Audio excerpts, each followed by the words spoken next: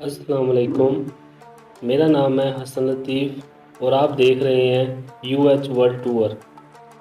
آج کی ہماری اس ویڈیو کا ٹاپک ہے ضلع رحیم یار خان کی شان بھونگ مسجد، جس کا نام Guinness world book of record میں بھی موجود ہے۔ آج میں اس ویڈیو میں بھونگ مسجد کی تاریخ، اس کی تعمیر اور تعمیر کے دوران آنے والا جو سب سے بڑا مسئلہ تھا جس وجہ سے اس مسجد کی عمارت کو گرا دیا گیا، اس کے بارے میں آپ لوگوں کو بتاؤں گا۔ ویڈیو میں آگے جانے سے پہلے آپ سب دوستوں سے گزارش ہے کہ ہمارے چینل کے نیچے دیے گئے سبسکرائب کے بٹن پر کلک کریں اور ساتھ دیے گئے بیل آئیکن کو بھی دبا دیں تاکہ ہر نئی آنے والی ویڈیو آپ تک پہنچ سکے۔ تو چلیے دوستو، اس ویڈیو کا باقاعدہ آغاز کرتے ہیں۔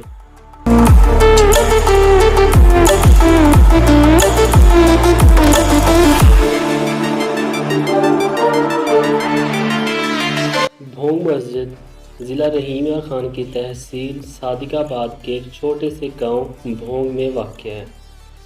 ضلع رحیم یار خان پاکستان کے صوبہ پنجاب کا بہت خوبصورت ضلع ہے۔ اس مسجد کے نام سے واضح ہے کہ اس شہر کا نام بھونگ مسجد کے نام سے منسوب کیا گیا ہے۔ بھونگ مسجد صادق آباد سے تقریباً 30 کلومیٹر کے فاصلے پر واقع ہے۔ بھونگ مسجد کی تعمیر کے متعلق بات کریں تو اس مسجد کو رئیس غازی محمد نے 1932 میں بنوانا شروع کیا تھا۔ رئیس غازی محمد بہاولپور اسمبلی کے رکن بھی رہے۔ کثیر المال اور دولت ہونے کے باوجود درویشانہ زندگی گزارتے تھے۔ بھونگ مسجد کی تعمیر کی نگرانی کے لیے ماسٹر محمد عبدالحمید کو مقرر کیا گیا۔ مسجد کی تعمیر کے لیے آسٹریلیا، ہنگری، اٹلی اور دیگر ممالک سے سنگ مرمر، سنگ سرخ اور سنگ سرمئی منگوائے گئے۔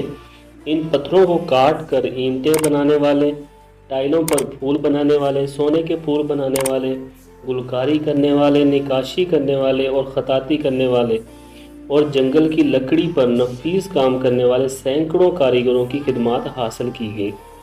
بھونگ مسجد 1932 سے لے کر 1982 تک تقریباً 50 سالوں میں تعمیر ہوئی۔ ان 50 سالوں میں ہزاروں کاریگروں نے حصہ لیا جن کا تعلق پاکستان اور انڈیا سے تھا۔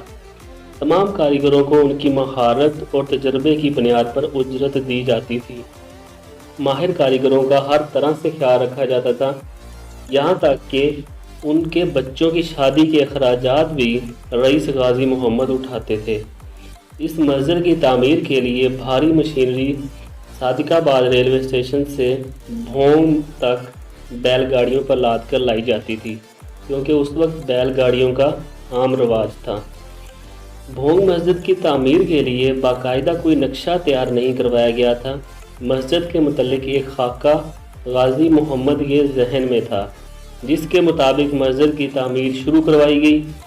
رئیس غازی محمد دنیا کی مختلف مساجد میں جاتے اور ان کی تعمیر دیکھتے اور پھر اپنی مسجد کے ڈیزائن میں تبدیلی کرواتے۔ 1950 میں مسجد کی تعمیر کا کام جاری و ساری تھا، تب ایک بڑے مسئلے نے جنم لیا۔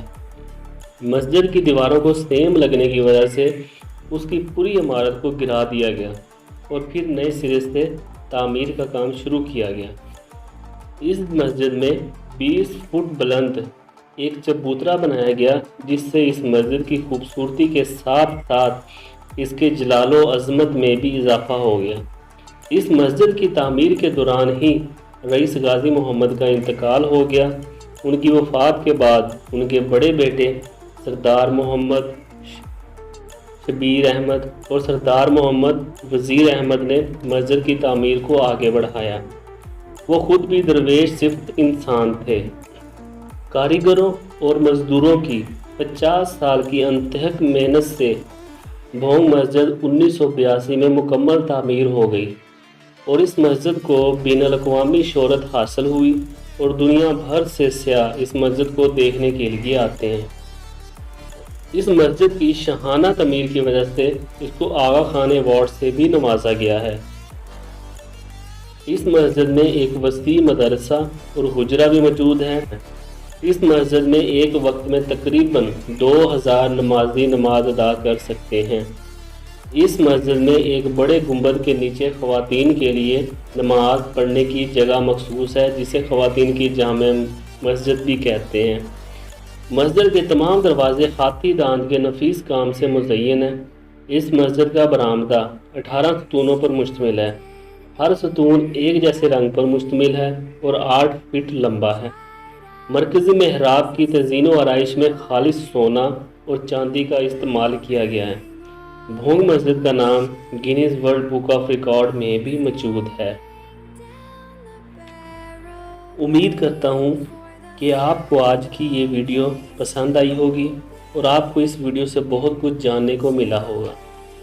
اگر آپ مزید ضلع رحیم یار خان کے بارے میں جاننا چاہتے ہیں تو ڈسکرپشن میں اس کا لنک مل جائے گا، ضرور اس ویڈیو کو دیکھیے گا، آپ کی معلومات میں اضافہ ہوگا۔ میری آپ دوستوں سے گزارش ہے کہ اس ویڈیو کو لائک، کمنٹ اور شیئر ضرور کیجیے گا تاکہ دوسرے لوگوں تک یہ معلومات پہنچ سکے، اور ہمارے چینل UH ورلڈ ٹور کو ضرور سبسکرائب کیجیے گا تاکہ ایسی مزید ویڈیوز آپ تک پہنچ سکیں۔ اب دیجیے مجھے اجازت، اور اپنا اور اپنے پیاروں کا خیال رکھیے گا اور مجھے دعاؤں میں یاد رکھنا۔ اللہ حافظ۔